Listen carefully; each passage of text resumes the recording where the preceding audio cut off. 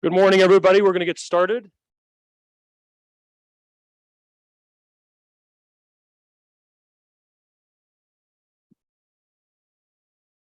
Good morning. My name is Max Latona. I'm the Executive Director for the Center for Ethics and Society here at St. Anselm College. It's my pleasure to welcome all of you both in person and online to today's program, Trends in Housing Affordability Since 1980. In a moment, we will introduce our featured speaker, but before I do so, I'd like to say a few words about the topic, our center, our partners, and even the format. In the past, I have used such occasions like this to discuss why the current housing shortage is an ethical issue worthy of our center's attention. And I've mentioned how principles of justice or our duties to one another or our individual and communal well-being are invoked by the shortage of homes. And all of this remains true today more than ever. But today I'd like to briefly answer a different question. Why do we need more lectures and discussion about these ethical issues when what is desperately needed is action? Action to address the housing shortage, action that will relieve the growing stress in our families, our businesses, our communities in New Hampshire and across the nation. In response, I'm going to say I don't deny that action is needed and even desperately so. And yet I'd like to remind all of us that what makes us moral agents is not just that we care about the right things, that we care about justice, our duties to one another, our communal well-being. It's that we're capable of deliberation, that we can think with one another about what is to be achieved and how best to achieve it. I need not remind us that some of the worst social and political disasters in human history were the result of impulsive attempts to achieve justice. While action is certainly needed at both the community and state level, it must constantly be informed by greater knowledge of the nature of the problem, its causes, its consequences, and also discussion of the best way to resolve it. So that's why the center has a role, I think, in this area and on this topic, and why we're hosting this event today. The mission of the Center for Ethics and Society here at St. Anselm is to use research, education, dialogue, and collaboration to help our communities solve important issues that they're facing. It's important to note that the center is nonpartisan, that we welcome individuals and organizations from across the social, political, and ideological spectrum to join with us in discussing our collective challenges and the right solutions. Fortunately, the center has some wonderful partners who share our values and support both our concern about our communities, but also our dedication to greater understanding and to inclusive discussion and collaboration. One of them is New Hampshire Housing, an organization that has long promoted, financed, and supported affordable housing for the people of New Hampshire. We thank them for their support. The second is Citizens, whose commitment to the New Hampshire community is extensive in addressing food insecurity, teaching financial empowerment, and strengthening communities through economic, Main Street, and workforce development programs. Citizens, who in addition to the center also partners with Families in Transition and Granite United Way, NeighborWorks Southern New Hampshire, and Waypoint, has several initiatives in New Hampshire that address housing, including access to affordable housing, temporary shelter, and also teaching people how to improve their financial health for one day buying a home. We thank Citizens for their support. Okay, a quick note about our format today. Our featured guest will speak for roughly 30 minutes or so, after which we'll have a brief response from a small but distinguished panel of experts that we have assembled. That panel should take no more than 10 minutes or so. So at that point, we'll open the discussion to all of you in the audience, both in person and online. For those in the audience, we'll have a microphone going around with one of our center interns. And then for those in the audience online, you can use the Q&A function at the bottom of your screen to enter in a question. And our program coordinator, Hannah Beaudry, will deliver the question to our speaker or even the panelists. So please don't be bashful about asking questions, any questions at all. The purpose of this is really to have a good discussion and help introduce greater understanding. Okay, so that's enough for me. Oh, one more thing. In accordance with state law, I am required to remind everybody online and in person, this event is being recorded.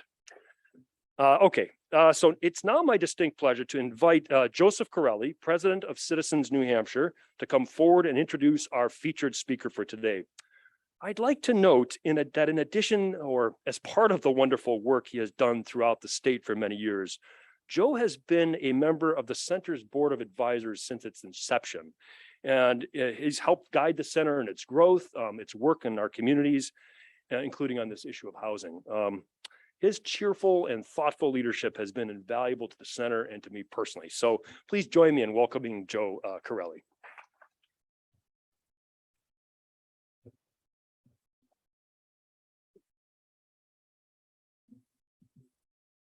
Thank you, Max, and thanks for that cheerful introduction. So on behalf of all of our colleagues at Citizens Banks, thank you for joining us today. This is an important topic. When I travel around the state, there are three primary topics that come to mind when I'm meeting with business leaders, individuals, and community advocates. One, of course, is the economy. Second is attracting a workforce to your business.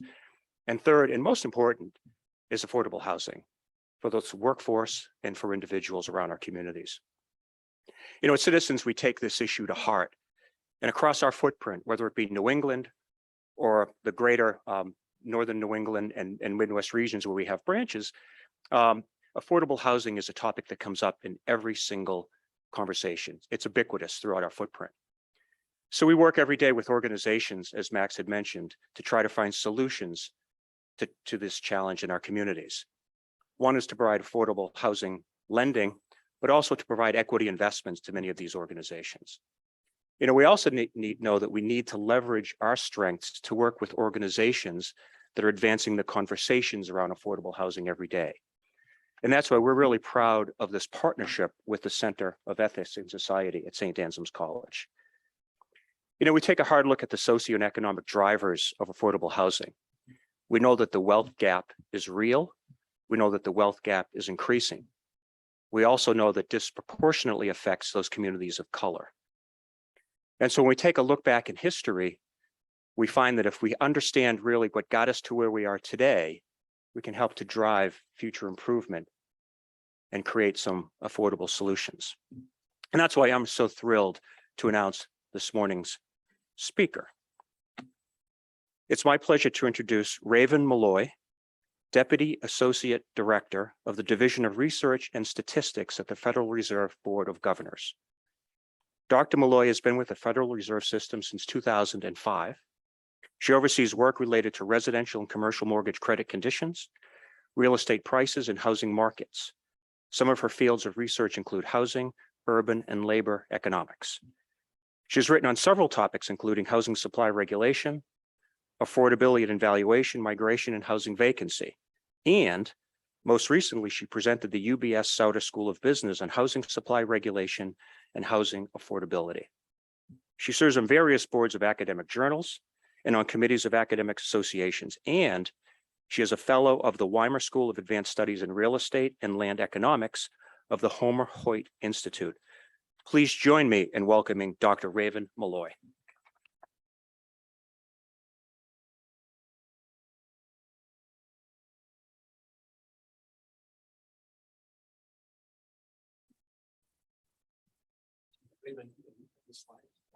I do have slides. They're in here. Okay. And is there a clicker? No, you just have to use the arrow. Okay. So thank you very much. I'm very pleased to be here today. Not only do I enjoy conversations about housing affordability, especially in a diverse audience like this with people from lots of different backgrounds, but also my mother grew up in Keene, New Hampshire, and I have many fond memories of coming up here to visit over the years. And so I was really happy to have another opportunity to do so. My talk today is going to have three main parts. First, I'm going to talk about some general trends in housing affordability since 1980. And then I'll summarize two different research projects I've been working on. One is about how these trends in housing affordability have differed for households across the income distribution. And then another project looking at the effect of housing supply constraints on housing affordability. Before I begin, I need to remind everyone that nothing I say is necessarily the view of anyone else in the Federal Reserve System. So the first thing I need to do is tell you what I mean by housing affordability. This is a term that's used very often throughout policy circles in the academic community, but people use it to mean lots of different things. Some people mean rents or rents relative to incomes. Other people mean house prices. Other people mean some measure of ownership costs like mortgage payments. And other people mean the fraction of household income spent on housing. In order to come up with a definition of housing affordability, I think it's helpful to start by thinking about why we care about housing affordability in the first place. Well, I care about housing because housing provides shelter, and shelter is a basic necessity of human existence. So for that reason, I like to define housing affordability as the price of shelter. And we can observe the price of shelter directly as rents. So sometimes I'll use the terms price of shelter and rent interchangeably. But in order to compare affordability across locations or over large spans of time, we need to take into account a couple of considerations.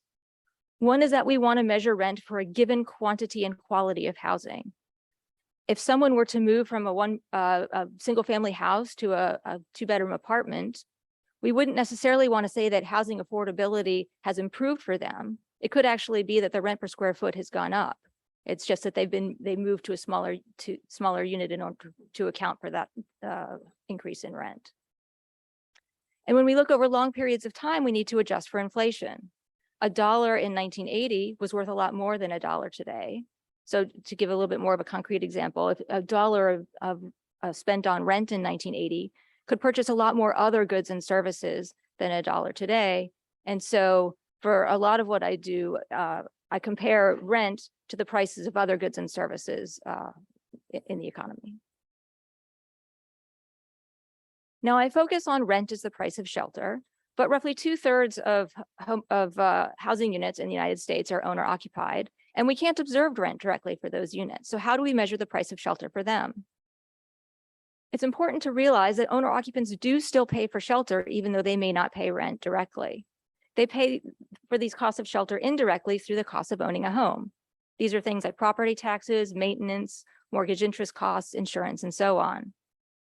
Now we can estimate what the rent would be for a owner-occupied housing unit using the rents of nearby rental homes and accounting for the differences in the characteristics between owner-occupied and rental-occupied units. I want to be clear that the sales price of a home does not tell us much about the price of shelter. It's the price to buy a specific asset. Buying a house does provide shelter now. It also provides shelter in the future.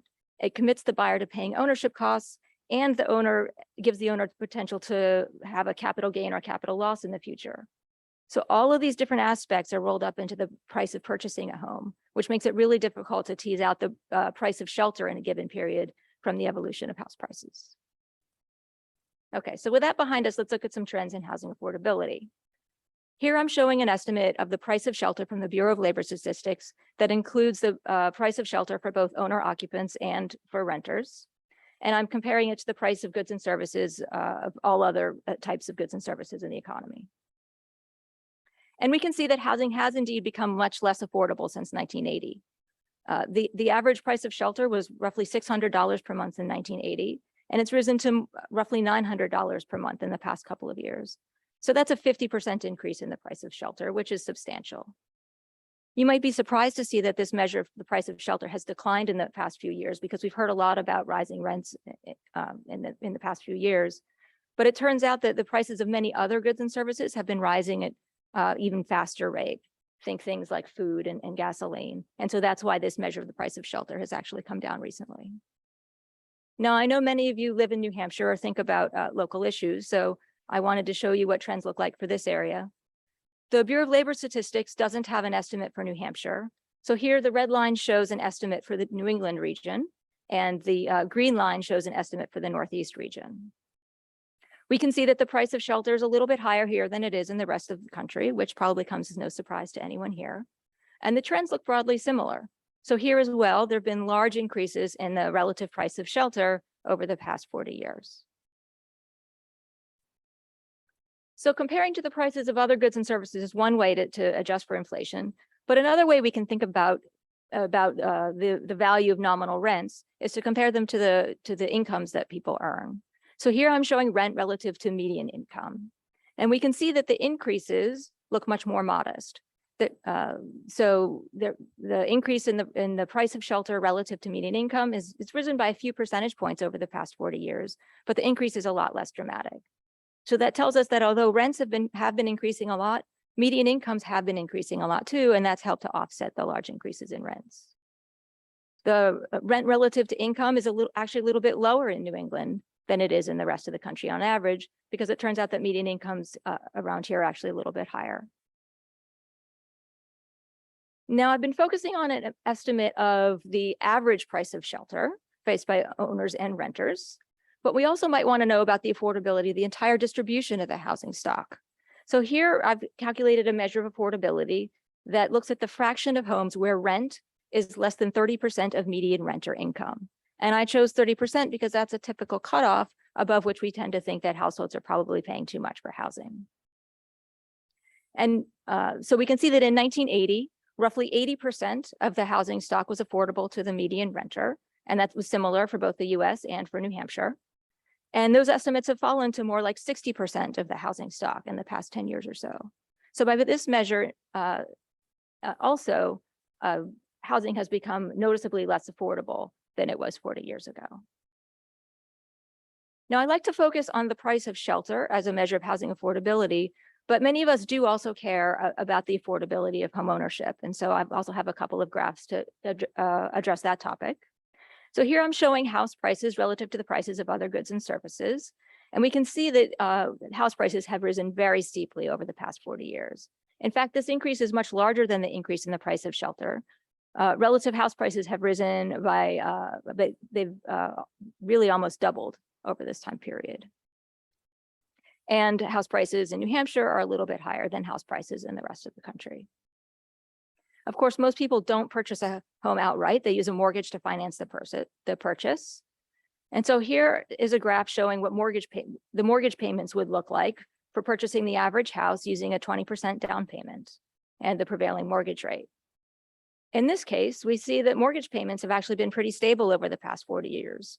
Although house prices have risen a lot, mortgage rates in general have been coming down, and that's helped to offset the higher house prices.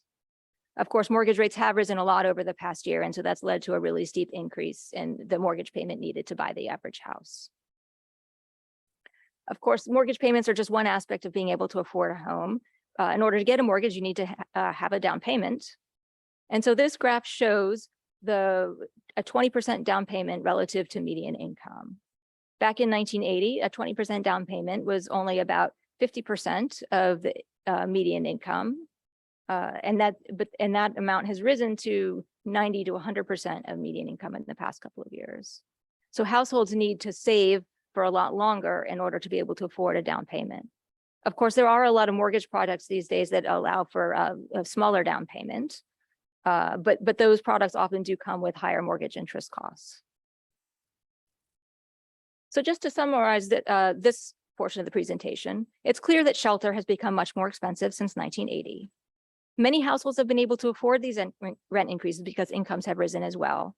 Nevertheless, the fraction of homes that are affordable to a renter with median income has fallen somewhat over this time period. Purchasing a home has also become more expensive. Now, falling borrowing costs have helped to offset these increases in house prices, but down payments are much larger than they were in the past. And I didn't talk about this, but there are many other costs related to homeownership, like property taxes, that rise in proportion to house value and therefore have also risen substantially over time. Okay, so next I wanted to talk about a research project that looked at rent growth by income group from 1985 to 2019. And this is joint work with Daryl Larson. The main question we wanted to address is how the trends in the price of shelter have differed for people across the income distribution. And one reason why we care about this question is that the price of shelter has a very large weight in measures of inflation. Understanding how inflation has differed across groups matters because it can affect how we interpret the trends in nominal income inequality.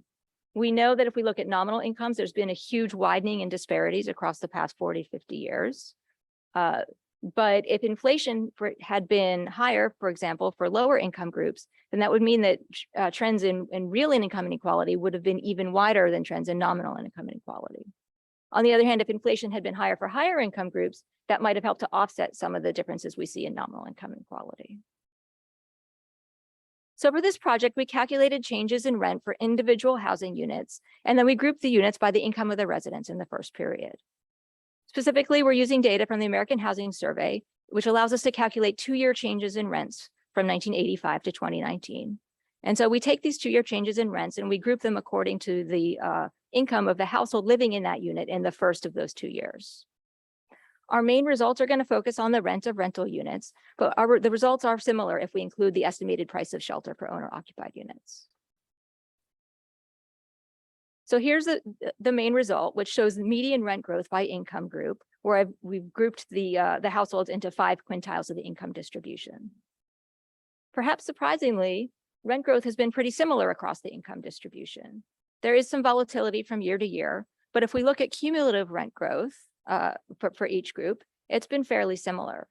Rent growth was a little bit lower for people in the lowest income quintile at 72% increase over this period. And it increased by 81% for the top income quintile. So there is a difference here, but pretty small compared to the large increases in nominal rents over this 34-year period.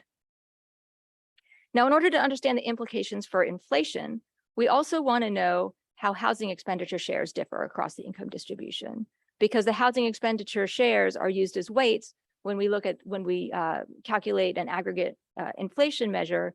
The expenditure shares are the weights that are used for the housing component relative to all the other types of goods and services that people buy. And here we can see that the housing expenditure shares are higher for lower income households. And I'm sure that's not a surprise to anyone here.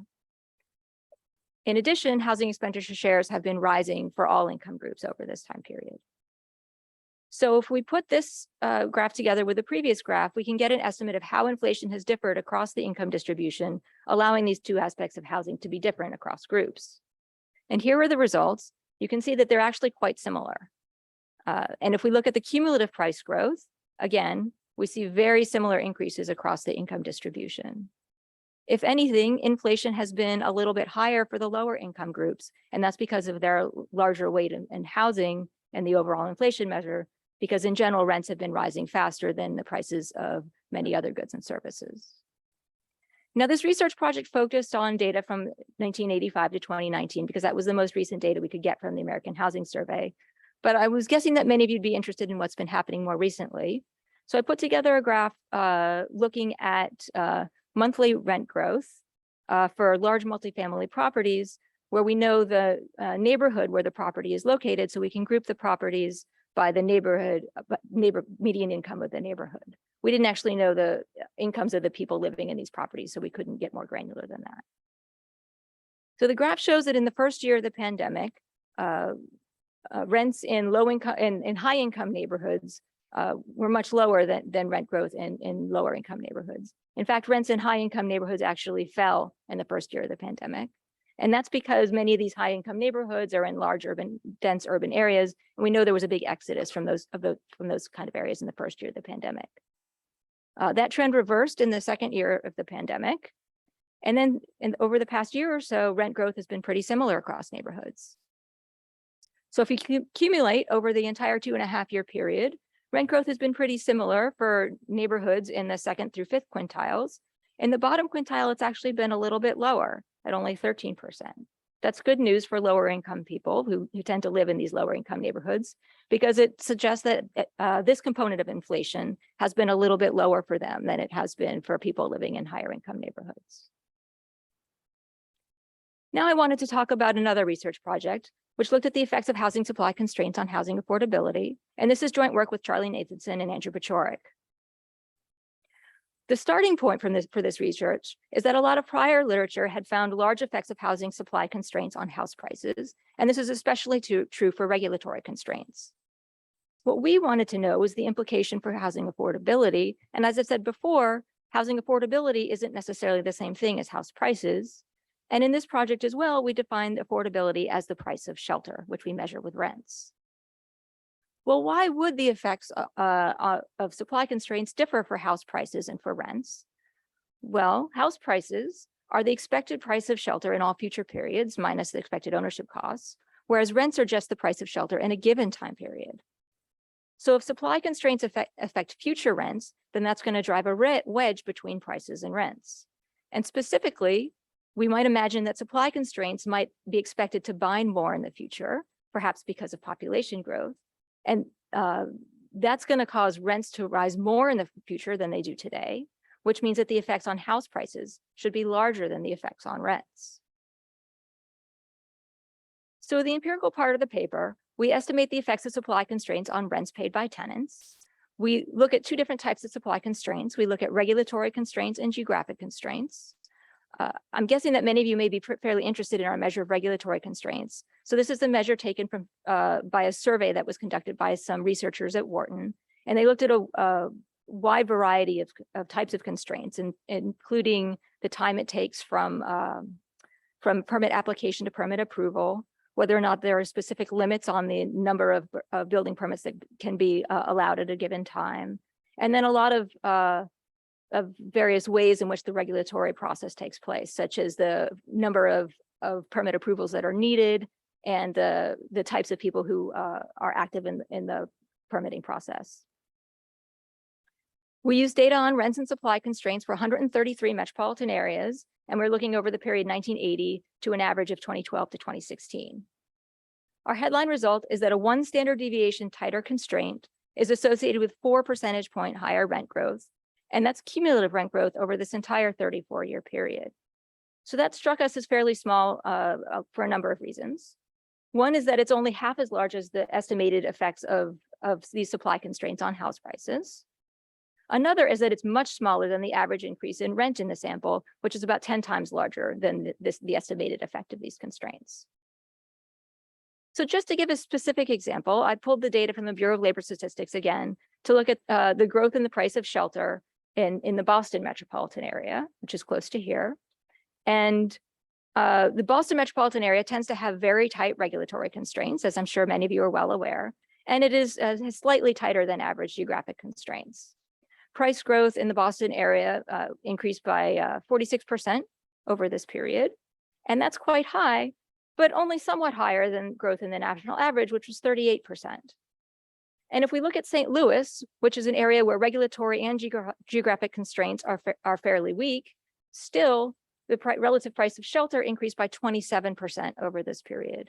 So we can see that that although regulatory and geographic constraints do matter somewhat, there's still other factors that have been driving up the price of shelter in all locations.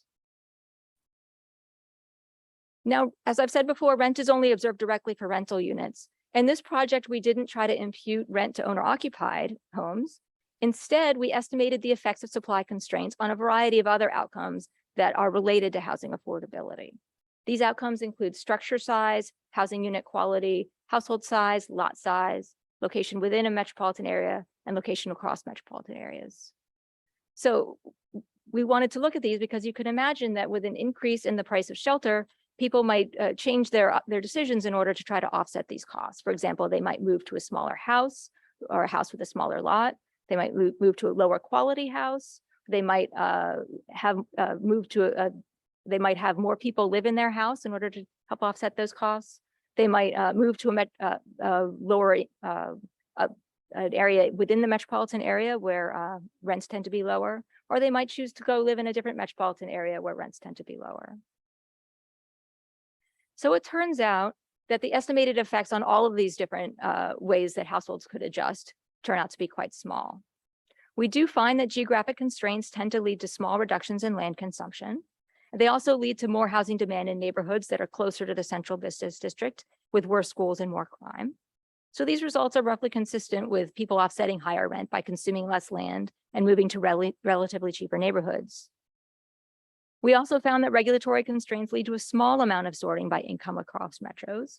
But to illustrate how small, a 1 standard deviation tighter constraint leads to about 0.7 percentage point more households in the top quintile of the income distribution and 0.5 percentage points fewer middle income households. So that was statistically significant and noticeable, but it's still very small. So just to give another example for the Boston metropolitan area, the regulatory constraints in the Boston metropolitan area explain about 1/8 of the increase in high income people living in the Boston area. So just to, so some last concluding thoughts, it's clear that housing has become less affordable since 1980. This is true for renters and for owners. It's true in many parts of the United States, including in locations with relatively light housing supply constraints. It's also true for households across the income distribution. Now, I'm sure many of you are already well aware of the issues related to housing affordability, and what you really want to know is what policymakers can do to address this issue. Now, I haven't done any research looking at the efficacy of specific policies, but I can say that when I think about policies, I think it's helpful to put them into two broad categories. First, there are policies that aim at reducing housing costs broadly in an area. So these are things like encouraging the construction of more housing, say by changing the zoning regulations, or by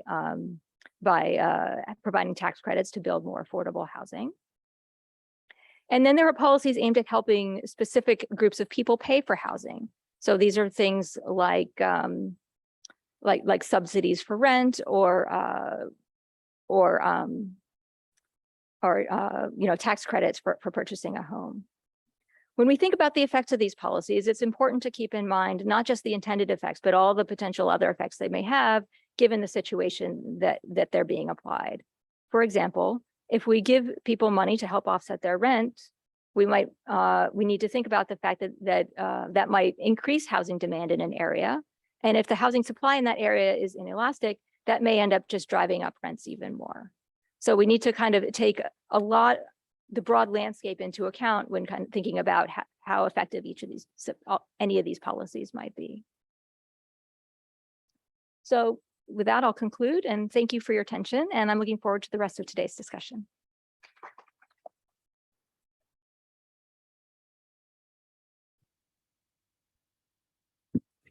Thank you, Raven. So I'll invite you to take a seat. We're going to now have our panel discussion, and I'd like to introduce our two panelists. We had a third, but she had COVID running through the household, so we wish her very well and wish that she were here with us today. But our first respondent will be Jason Sorens, Dr. Jason Sorens, who's Director of Research and Education at the Center for Ethics and Society. And then to his left is Ben Frost, who's the Deputy Executive Director of New Hampshire Housing and also Chief Legal Officer. Very happy to have both of you here. And we're going to give them 3 to 4 minutes each to say a few words in response to what they heard from Raven. And then at that point, unless there's something pressing that Raven needs to respond to, we'll open it up to the audience. So if you have your questions, you can get them ready, both in person and online. Jason, I'll invite you to come on up and deliver your remarks first. And I'll take your seat.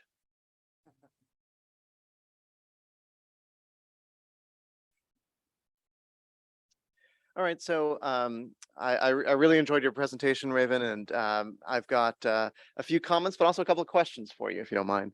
What I find most innovative about your work is that unlike some previous work, you're not just looking at affordability in general, but you're also trying to look at it for particular households and for particular types of housing. So really getting at the composition of the housing stock and of the compositional effects in the housing market.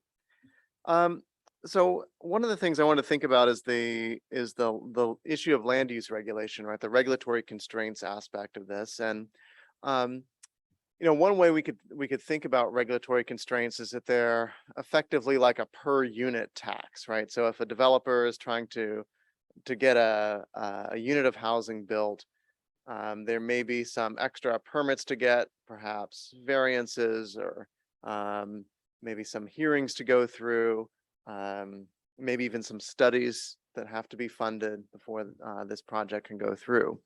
So if that's effectively like a per unit tax, it seems to me you'd expect not just an effect on affordability in general, so less housing, therefore higher cost, right? But maybe also an effect on the quality of housing. In economics, there's something called the Alkian-Allen theorem that says that if you have a per unit tax on something, or some sort of per unit cost on something like a transportation cost, it's going to result in higher quality. And the intuition there is that the seller is going to want to, is going to have to charge a high price, so might as well make it a high quality item that someone might be willing to pay a high price for. So that's why often an exported product is going to be higher quality than a product that is consumed locally where it's produced, because you're paying that cost of transportation. So in the same way, if regulatory constraints are like this sort of per unit tax, you'd expect in places that have low regulatory constraints, maybe the housing stock is of lower quality, which is what the market would demand in those places. And then in places with higher regulatory constraints, maybe the housing stock is going to be higher quality, and maybe even in some unobserved ways. It might be difficult to tease out in a quantitative analysis.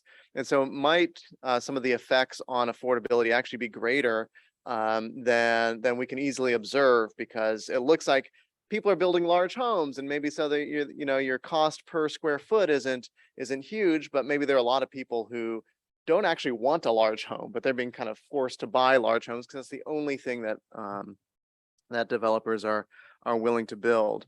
But maybe a per unit tax is the wrong way to think of regulatory constraints. And talking with some developers, they seem to say that it's almost like a per application tax. And so I've heard some developers say locally here in New Hampshire that because it's so difficult to get anything built, they have to do large projects that can spread out the cost of all the studies and everything over a large number of units.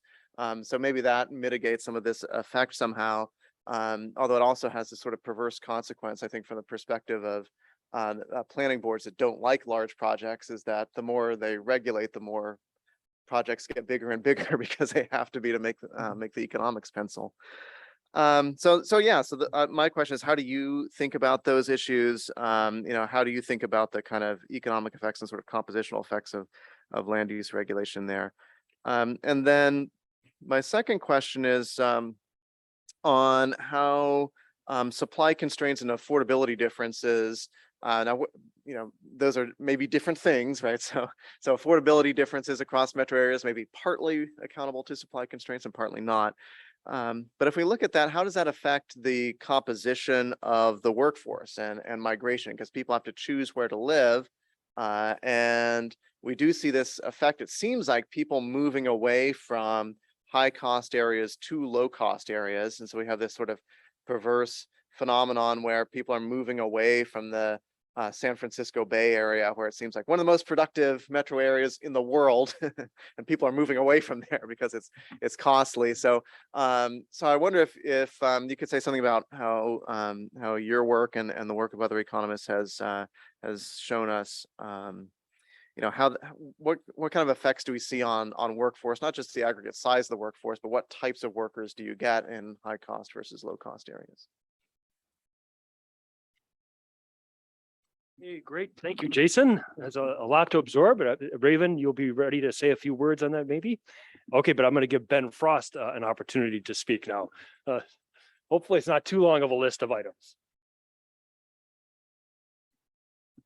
Thank you, Max, and good morning, everyone. Raven, it was a pleasure to listen to your talk, and for me, it was really fascinating because it was in one sense, you were challenging some of the assumptions that have been driving the things that we've been doing for a number of years, and that was the level of contribution toward home price increases, whether you call it rent increases for renters or the cost of shelter. What's really driving that?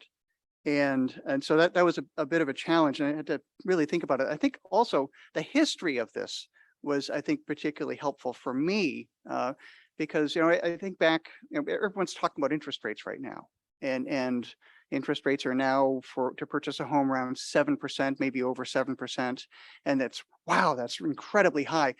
I bought my first home in 1986, and the interest rate was, I think, 8.75%, and was good then in comparison to what it had been 5 years ago. So looking at some of the graphs that you put up was really helpful historical context. And I was looking at one of them in particular, and it was the inflation controlled price of homes. You see the costs in the 80s were really, really high, higher than they are now. That, I think, is really important. I'm thinking back to Max's initial introduction, and that was the nature of action and morality of action. And thinking back even farther in my own personal history, my My father was an angry young man and became a fairly mellow older guy. I was a mellow young man. I'm getting kind of to be an angry old man. And I think it's the increasing outrage that I feel at injustices that I see in society. And part of that is the cost of housing. And you've suggested some policy alternatives. And I want to come back, like Jason, I want to come back to the regulatory context, because it is something we can do something about. And even though perhaps the contributions of regulations on the cost of housing is not as big as we might suspect, although I want to challenge that too. It is something we can do something about here and now. So Jason, when you were commenting, you talked about the how builders are building larger homes because or people are occupying larger homes because that's what developers are willing to build. I would say that's what developers can only build. They're willing to build it because they have the capital, and that's what the regulations allow them. It's the only thing they can do in many communities, build larger homes. And that's why people are occupying those larger homes, because that's what's available and they have the capacity to buy them. So I guess I would ask Raven if you could comment on this idea that the quality of the conclusions we draw from analysis are only as good as the quality of the measures on which they're based. And I think land use regulations are particularly difficult to get to because they're so highly variable, one community to the next. And that's why, that's why we're working on this in collaboration with St. Anselm College to come up with the zoning atlas so we can do some cross comparisons. And I have not seen yet a really good comprehensive measure of regulatory impact. So if you could comment on that, I'd be greatly appreciative. Thanks very much.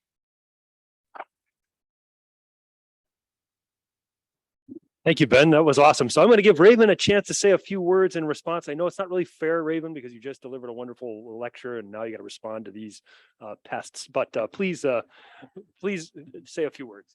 That's hard. It's getting to actually have a conversation and be challenged with what I say. So that's great. Let's see. So Jason, let me start with some of the things that you raised. So I think your intuition is absolutely correct. And in fact, when we started the project looking at the effects of housing supply constraints on housing affordability, we were particularly interested in the kind of quality and aspects of the housing stock, the size of the units, the size of lots, other aspects of quality that we could measure. And we expected to find that regulations would lead to much larger homes, right? And because it makes land more expensive, and then the only people who can afford to buy that land are the same types of people who also tend to want larger homes. That tends to be how I think about it. But that's not what we found.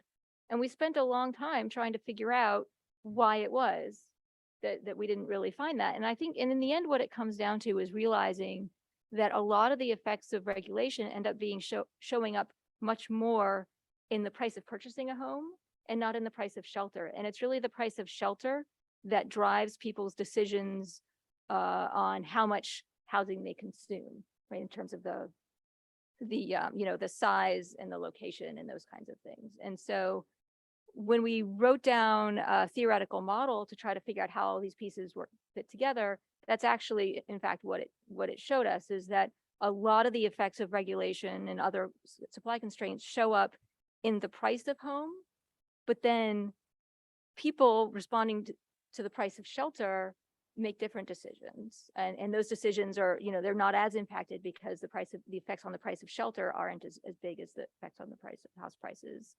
Another issue is that people also offset higher housing costs by changing other aspects of consumption in addition to reducing their housing consumption. So effects on, say, maybe wanting to live in smaller homes because land prices are higher, are offset by, well, maybe they'll just, consume, go on fewer trips or, change their consumption patterns in other ways.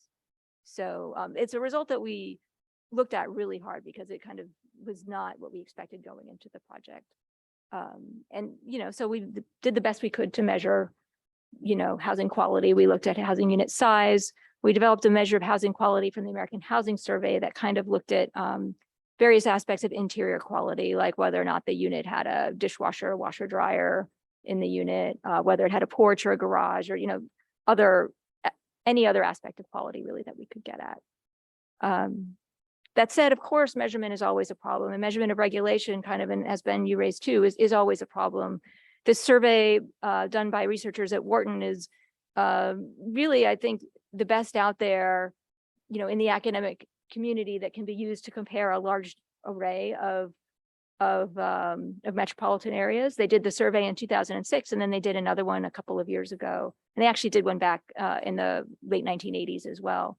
So that's kind of the easiest and the best thing to use to be able to compare a large number of locations.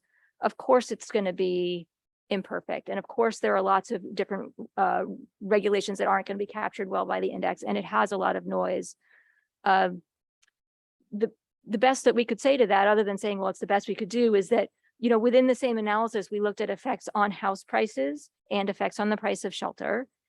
And we did find that the effects on house prices of this same index were material. So it's not that this measure of regulation just was shown to have no effect on anything.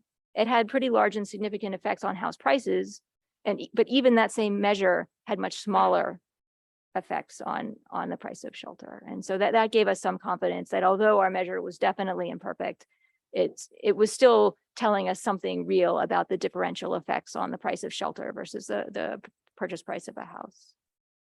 And I think there was at least one more question in there. Oh, yeah. So we did look at that a little bit in the, kind of looking at the effects of supply constraints. So I mentioned in the talk effects on, on kind of the fraction of people in the kind of the national distribution of income. We also looked at the fraction of people with college degrees, because that's another measure of kind of maybe more permanent income. And we also looked at a measure of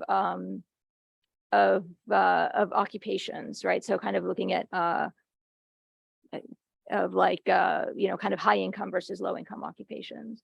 And for all of those measures, we basically found only very small effects of supply constraints on the fraction of highly educated, high income occupation, or just high income residents, living in different areas. And again, so I think statistically significant effects, but swamped by the large changes in sorting that we've seen across locations, which suggests to me that a lot of the sorting that we've seen across locations is due not just to the supply constraints, but also to the differential changes in demand for living in different locations. We know that there's been, I think, a big increase in sort of living in, large productive locations. It could be that the returns to living in those locations are higher for higher income people. And so that draws higher income people more than lower income people. And so, so in the end, we can't explain a lot of the, large, divergence across space that we see with the regulatory constraints that we can measure. Great. So let's open up the discussion now for the audience, both in person and online. So any questions at all for our speaker Raven, or even for our panelists? From those of you in the room, we have a microphone coming around from our intern Mary, who's our communication intern. Mary, would you go ahead and take the we like? My question is for the speaker. I noticed that you gave examples of metropolitan areas that were quite large, and a lot of New Hampshire is not very built up. So I would imagine the geographic constraints are small, even when there are, rivers or mountains. There's still large lot sizes, setbacks, parking requirements, areas that could be built up. I was wondering if you had seen in your data examples of where the geographic constraints are smaller, what the possible effects were of the regulations in those areas. Yeah, so the data that we had were for metropolitan areas. And so we weren't able to do a lot with kind of more rural areas, unfortunately. I think it's an interesting area for future research, just to try to figure out to the extent to which there could be geographic or regulatory constraints in those areas as well.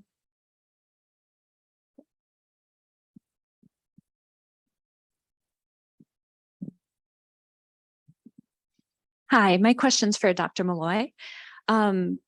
So New Hampshire is special. We don't have a state income tax, so we tax property a lot, and that varies from community to community, right?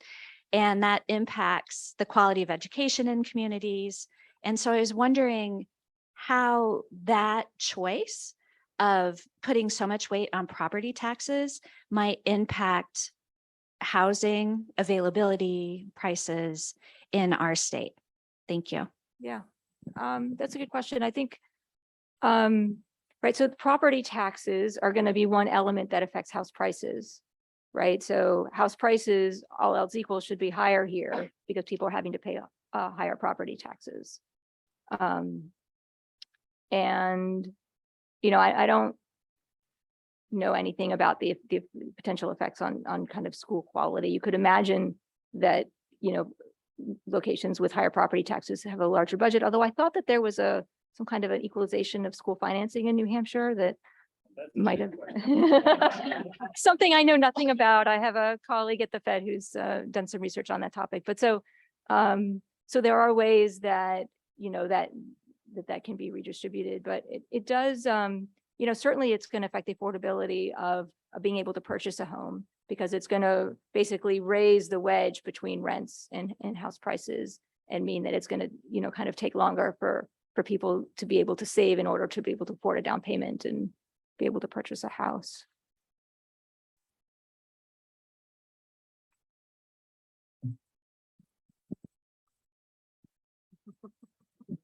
Yeah, the gray hair must work. My question for you, and as far back as 2012, down in Kansas City, they developed this idea of tiny homes for homeless veterans. And it was started by a Marine who was also a realtor. Well, I'm a Marine and I'm a realtor, and I want to know why we can't do that up here. I feel that tiny homes are very green and energy efficient. And aside from zoning, what's stopping us? That's the question. Well, I can't speak to the particular, politics of the New Hampshire area. I mean, what I hear, right, is that there are zoning regulations that prevent it.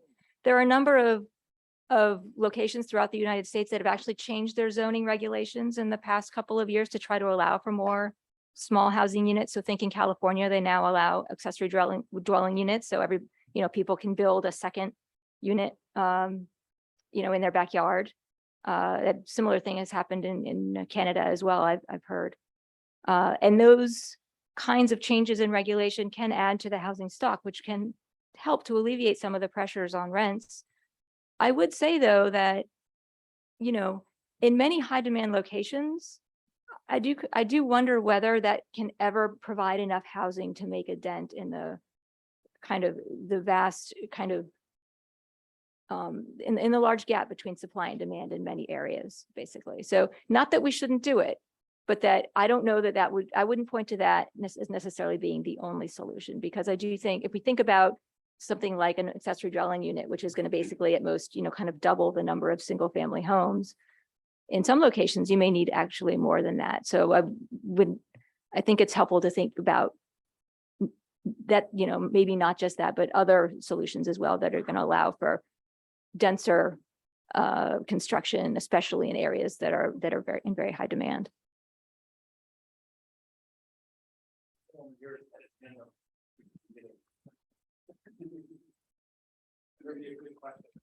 Yeah, I did take a shower this morning, so I was beginning to wonder. No, actually, your point is something that's always on my mind. It's the regulatory issues related to what can be built, and my question is centered on the concept of income disparity. Right now, we're in a current state of the state. We're what, about 22,000 units short of a balanced market. It's a pretty big number in a state this size. And the people that have the wherewithal to invest are investing not necessarily for a purpose that speaks to moral high ground and ethics, but the simple thing is, what's your risk, what's your reward? It's really easy to build expensive high market housing. I'm living in the seacoast. Seacoast housing prices are stupid, but the demand is there. The demand is really high. These guys can build and make a lot of profit selling $2 million+ houses. So I'm curious if you're seeing anything in your data as income disparity becomes a greater problem in our society, how that might be. At this point, it may be just hinting at what's happening in the numbers, but I'm curious what your thoughts might be relative to that. Yeah, there's an interesting research paper that came out a few years ago that looked at exactly that question. It kind of said, kind of made the point that there's an interaction between income inequality and the kind of the elasticity of housing supply, because when you have a more unequal distribution of income, the richer people are, kind of better able to kind of bid up the price of this scarce resource. And so then that creates kind of even higher house prices in more constrained areas relative to other parts of the country. So, yeah, I think that's what they found in their analysis too.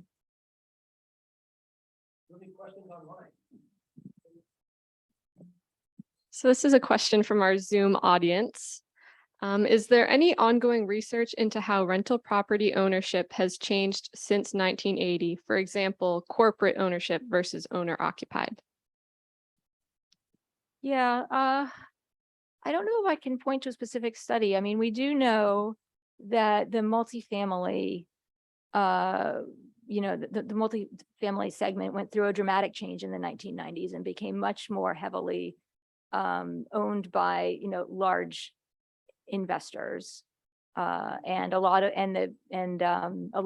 that started to become securitized in REITs and other kind of financial instruments. I haven't seen a research paper that's kind of documented that shift, but that's definitely the 1990s is roughly when that took place. So if you compare 1980 to today, my guess is that you would have seen back in 1980 is a lot more mom and pop, owners of rental property, and a lot more kind of diffuse. And today there are more large, large owners that own a significant number of homes. That said, I do think that even today, it seems like the rental property ownership is still fairly widely dispersely held. Is you don't really see, at least when you look at the areas of like metropolitan areas, you don't really see, one or a handful of owners owning, a large fraction of the rental stock.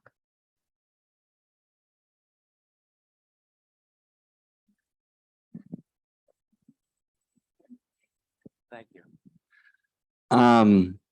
I was wondering if you could go back to a point that you made in your presentation earlier that I want to make sure that I didn't misunderstand, because I think it's a huge point worth reiterating and worth expanding on the impact of the restriction that we see and how much, like in percentage terms, I think you said 8% difference or explanatory power of the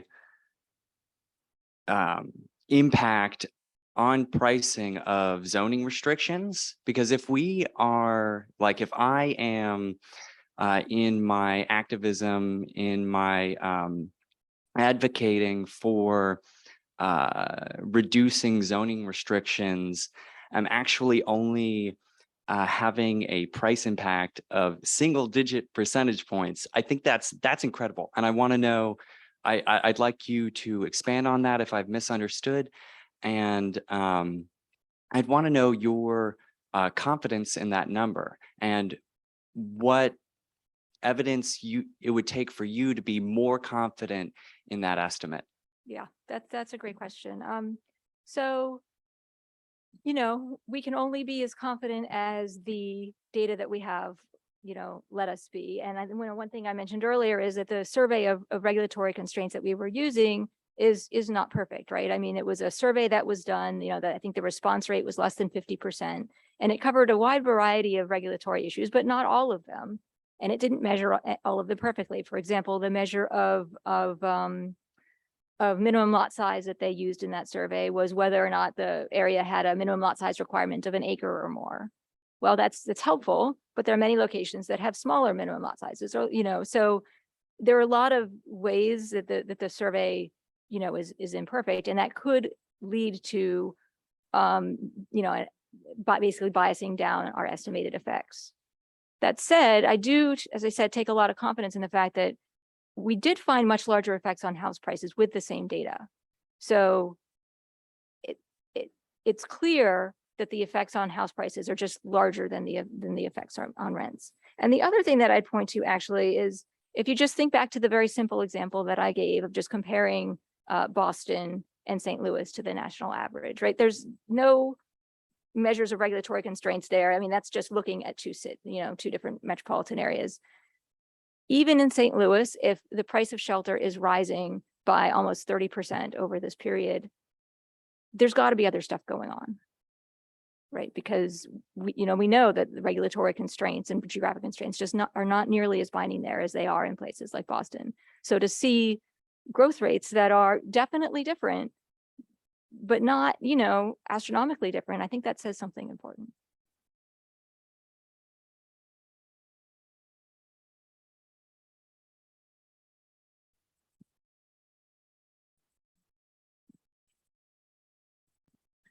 Thank you. And so I'm all of these numbers and whatnot, I'm not a numbers guy. So my question is going to be simple, and I hope I hope you can translate it into the complex. I was really intrigued by the discussion about the regulatory impact not being as great as you might expect. And it made me wonder, you had a couple of slides that looked at various income levels. And I'm wondering if the regulatory impact might be different based on different income levels. So the question is for the household, like where the effect is different in large or small metropolitan areas, or whether it's different within the same metropolitan area for low income residents versus high income residents? Yes. Okay. Let's see. So we didn't look at whether it's differs between kind of large and small metropolitan areas, partly because our sample was 133 metropolitan areas. So you can't really break that up very finely and get, anything meaningful from the data. And also because regulatory constraints just tend to bind more, and there are more in, larger cities. So it didn't really seem to make a lot of sense to do it that way. But, in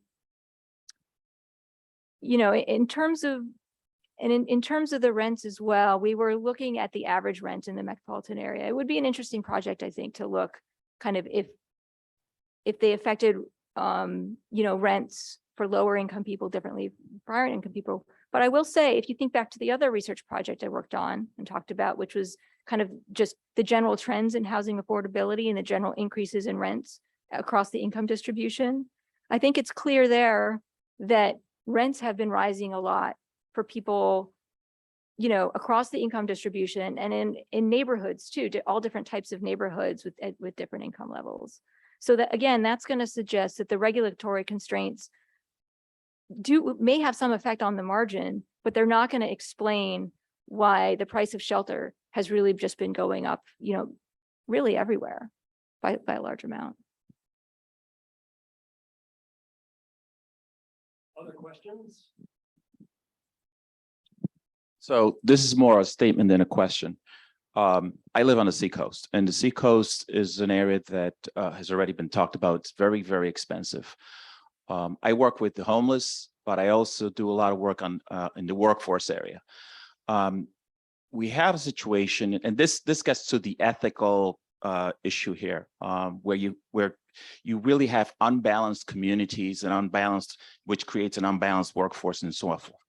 The Main Street worker in ports on the seacoast area has to, because they've been priced out of housing, has to commute an hour outside of Portsmouth area to be able to minimally afford, in our case in New Hampshire, to be able to rent a studio or a 1-bedroom and so forth.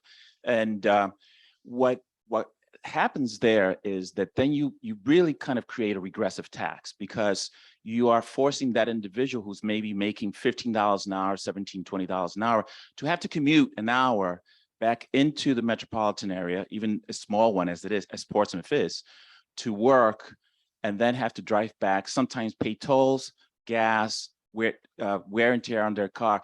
So in a sense, this is a real unethical issue that I think, people buy homes in places like Portsmouth, and they don't mean any harm by it. I mean, the market is working as the market does, but where we fail as a society is that we are not making space for folks on the margins, whether they're homeless or whether they are making $30,000 or $40,000 a year in annual income.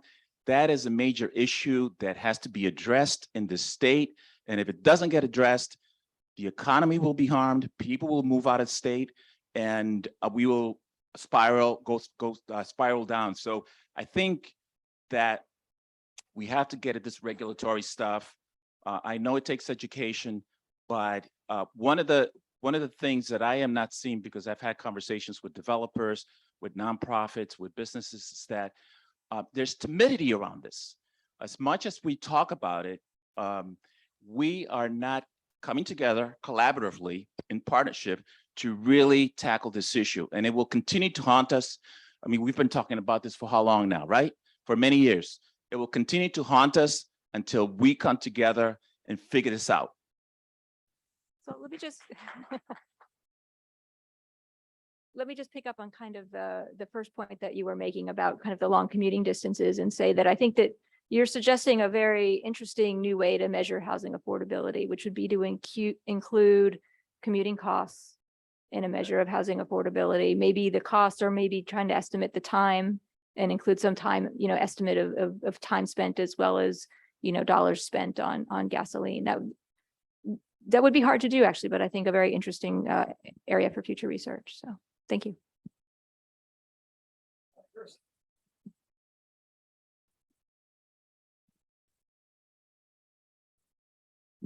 Thank you so much for the question. I kind of am happy to have anyone address this. But what I was curious about is, as you were looking at the impact numbers, you had different metropolitan areas, and I think it was St. Louis, that had negative numbers.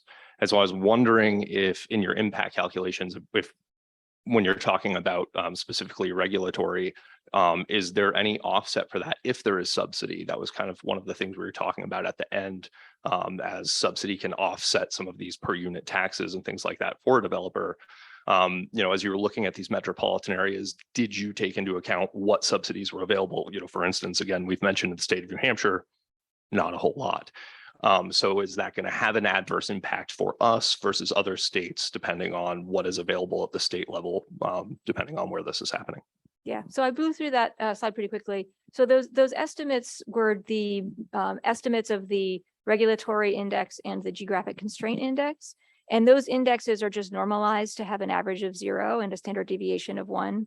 So having a negative number just means that you're on average less regulated, or have less geographic constraints than average. It didn't really mean that housing is on net subsidized in any material way. The measure of regulatory constraints didn't really have a measure of subsidies in there at all. It was really just kind of about the factors that go into the planning process for zoning, and all of the, and all the things that might make it difficult for a particular project to go through the zoning process. We have time for a couple more questions. Thank you.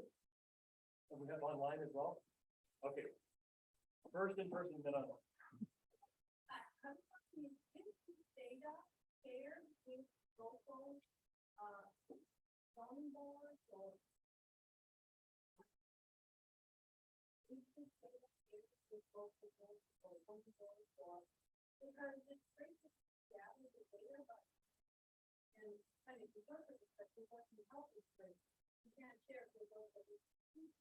Yeah, so the regulatory survey was done by these people at Wharton, and they did post the data on their website online for anybody to download and take a look at. And I mean, it's very widely publicized in the academic community. I don't honestly know how far it's gotten out in kind of the policy world, but certainly anybody who's interested in kind of looking at the index and seeing what it says about their community and, seeing, how well it measures things and how well it doesn't measure things, I'm sure they would welcome that. Question online?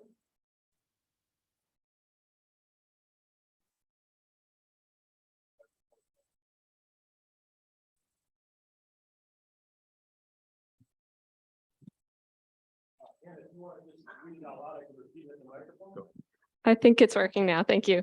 So this question is from Noah online. Can you quantify what 1% versus 8% standard deviation difference in regulatory restraints translates into on the ground with more restrictive regulations? Okay. So the question is about the difference in regulatory constraints between 1% and 8%? I think so. I think so. So the way we measured the regulatory constraints, or, it was a survey that was done. And so then we just characterize it as an index where the average is 0, and then a 1 standard deviation, a value of 1 means that you're 1 standard deviation more restrictive than average, and -1 means that you're 1 standard deviation less restrictive than average.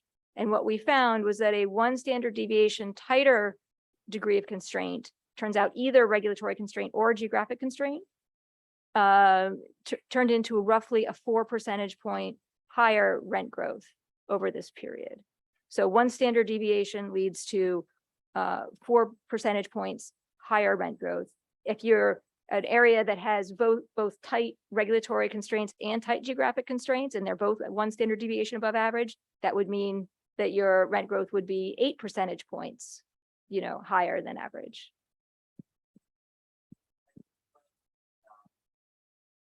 What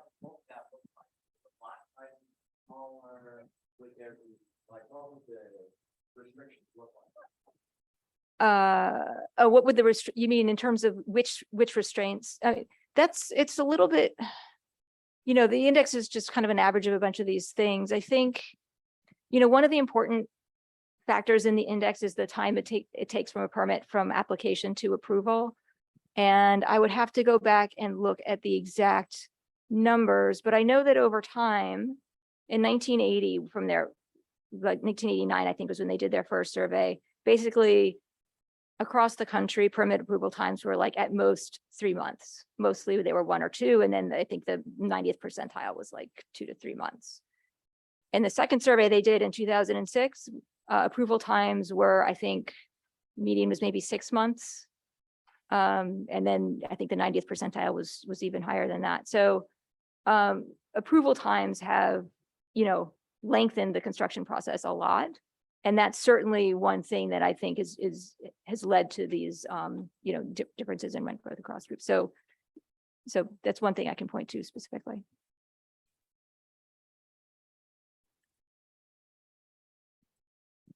That's certainly been a policy recommendation I've heard. So we're going to have one more question before we close for comment.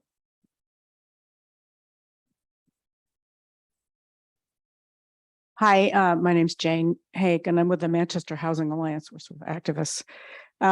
You've certainly provided a lot of information and food for thought, as have the various questions. And I think that the interaction, the person who brought up the interaction between income inequality and increases in the prices of scarce resources also applies to the investment that these high income individuals gather together as hedge funds make in building larger houses, more expensive houses, $2 million houses on the seacoast. And then coupled with this interesting idea that regulatory constraints are only one factor in increasing the costs of shelter. I think in New Hampshire, we've been focused a lot on getting municipalities to look at their regulatory constraints and how they can decrease that. But I think that this makes it clear that that alone isn't going to do it.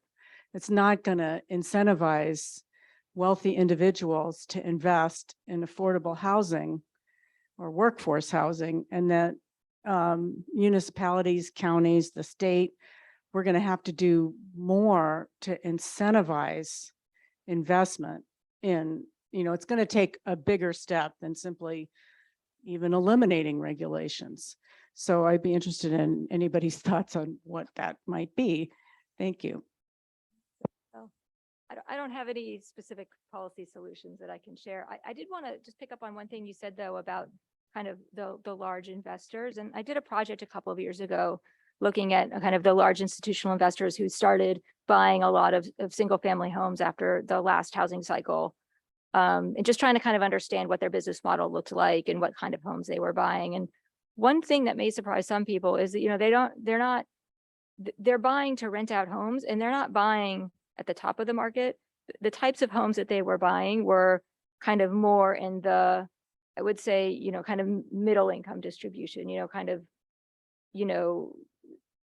homes on the smaller side, and not, homes that could be, easily turned into rental property. So that piece of it, at least, is not the piece that's driving, that's driving the, the construction of the, huge multi-million-dollar homes. Well, with that, I'd like to, first of all, thank the audience for really some wonderful questions. I'm really impressed. We're all welcome back for our next event. Also like to thank our panelists for their insightful remarks, really thought-provoking. Thank you for that. But especially like to thank Raven Molloy for coming here from DC to speak and giving us a wonderful talk, a lot to think about. So thank you, Raven.